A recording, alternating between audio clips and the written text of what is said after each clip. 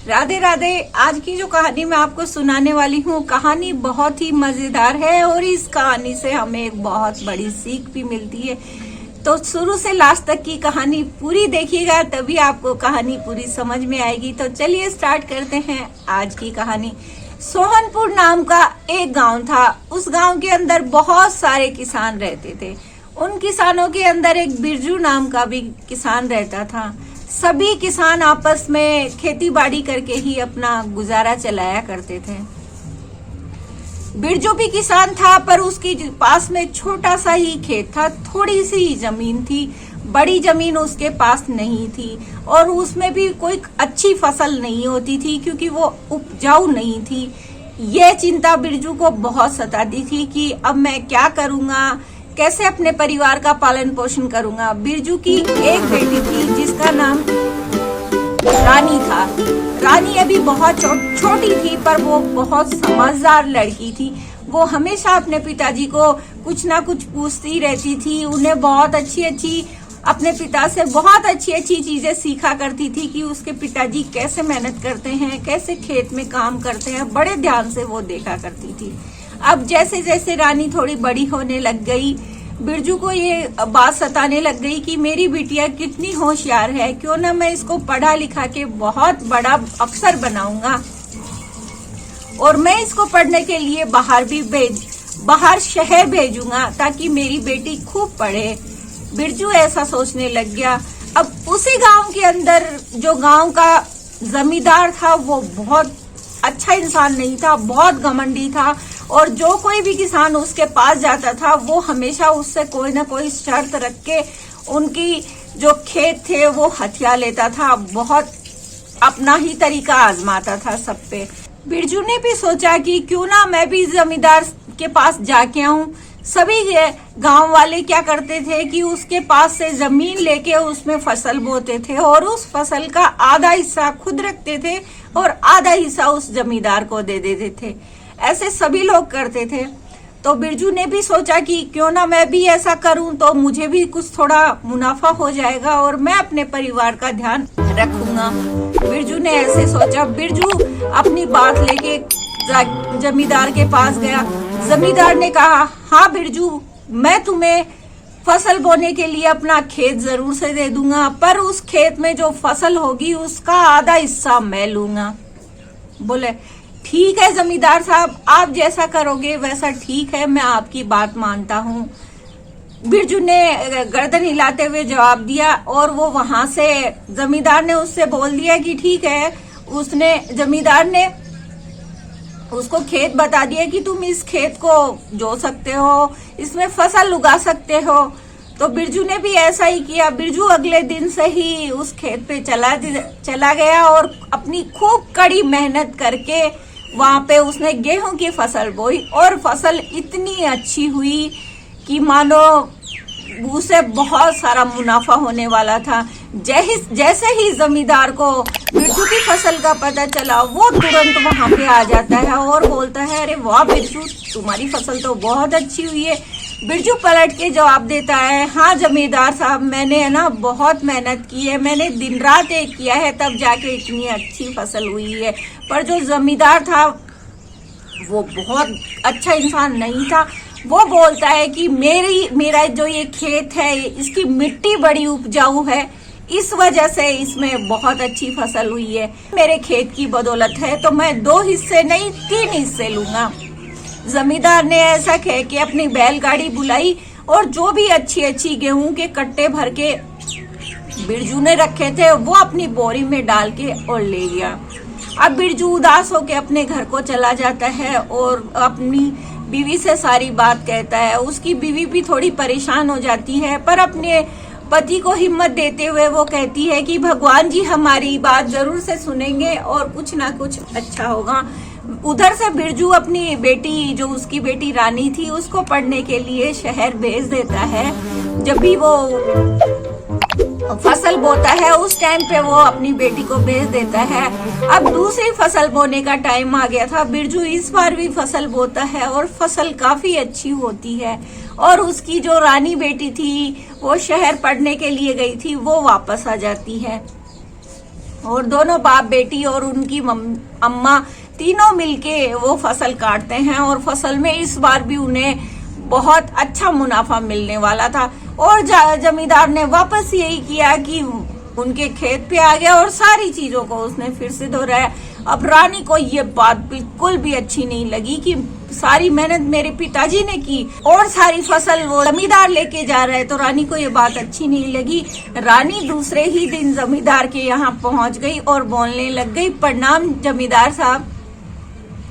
अब जमींदार चौंक जाता है, बोला अरे रानी तुम तो बिरजू की बेटी हो ना। बोला हाँ जमींदार साहब, आपने जरूर अच्छा पहचाना, मैं बिरजू किसान की ही बेटी हूँ। तो बोले तुम कैसे आना हुआ? बोले मुझे आपसे एक खेत चाहिए। बोले तुम खेत का क्या करोगी, तुम तो एक लड़की हो। बोले हाँ मैं लड़की हूँ, पर हूँ तो एक किसान की बेटी, मुझे भी खेती करनी है।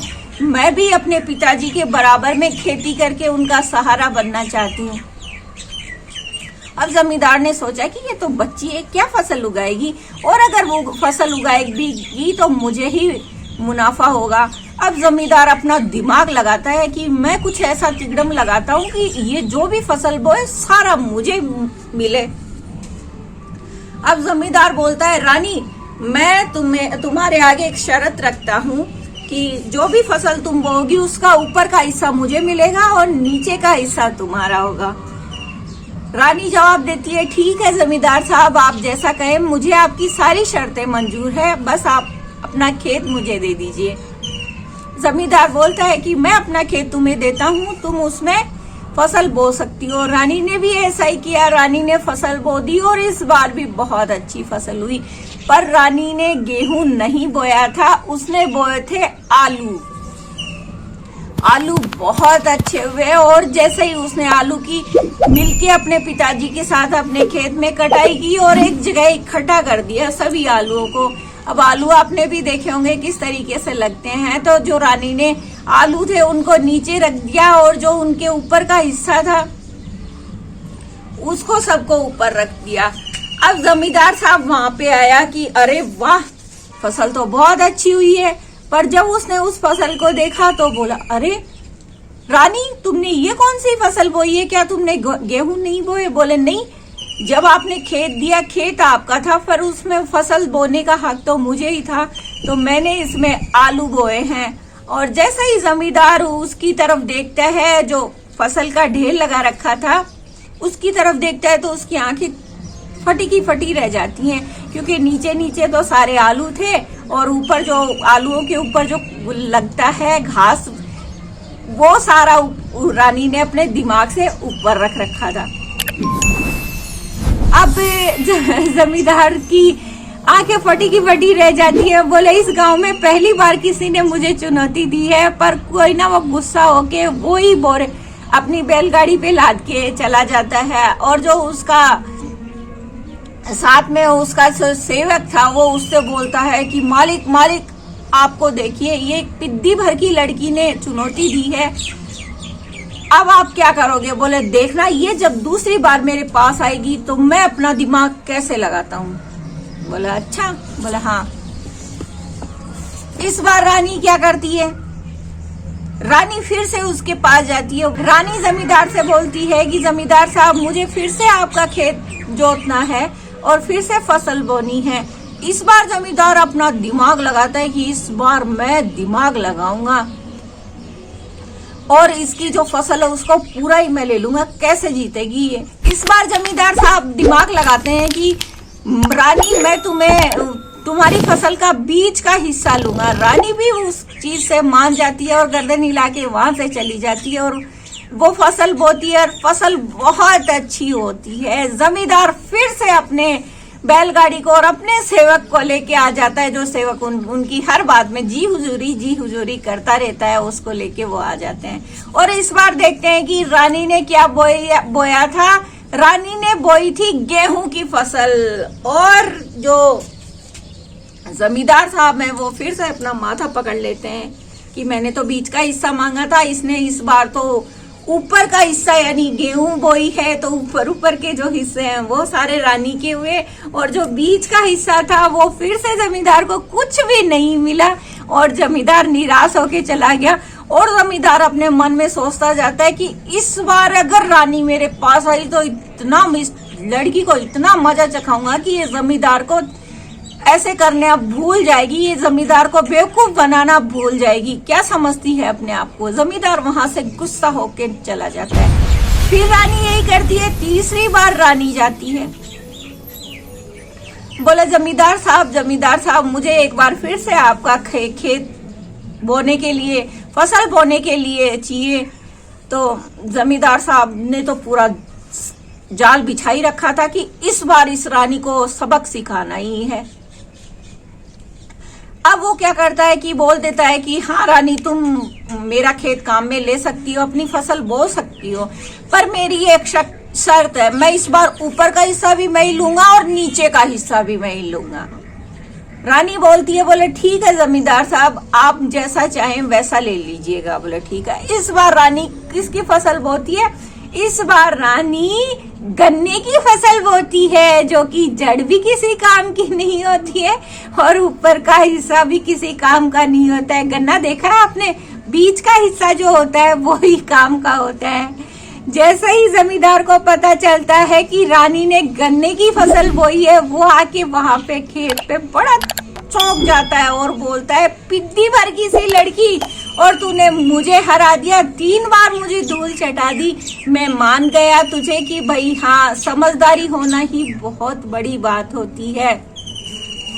और जमींदार अपनी गलती मान लेता है कि आज तुम्हारी समझदारी की वजह से मुझे अपनी गलती का एहसास हुआ है। मैं मानता हूँ मैंने बहुत गलत किया है। मैंने इस गांव के बहुत सारे किसानों के साथ बहुत बदतमीजी से बात भी की है और उनका हक बहुत मारा है।